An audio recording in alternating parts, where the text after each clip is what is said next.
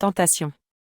Les anciens moines ne diabolisaient pas les tentations, ils les voyaient au contraire de manière positive. L'un d'eux a pu dire, lorsque l'arbre ne subit pas les assauts du vent, il ne croît pas et ses racines ne se développent pas. Il en va de même pour le moine, s'il n'est pas soumis à la tentation ou s'il ne la supporte pas, il ne peut devenir un homme véritable. Cela me rappelle l'histoire du palmier, un homme méchant en voulait à un jeune et beau palmier. Afin de l'empêcher de croître, il lui plaça une énorme pierre sur la couronne.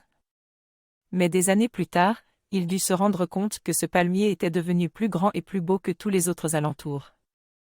La pierre l'avait contraint à s'enraciner plus profondément et sa croissance en fut favorisée.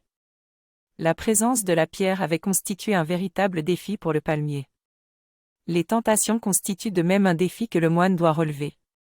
Elles le contraignent à s'enraciner plus profondément en Dieu, à mettre encore plus sa confiance en Dieu, car elles lui montrent qu'il ne peut s'en sortir par ses seuls moyens. La confrontation permanente à l'obstacle le rend plus fort et le CDNduit plus si à maturité. La question qui se pose à nous aujourd'hui est, vaut-il mieux être droit ou vivant? Celui qui choisit la droiture risque de passer à côté de la vie de crainte de fauter. Sa vie s'étiolera. Il aura certes gagné en droiture mais perdu en ouverture.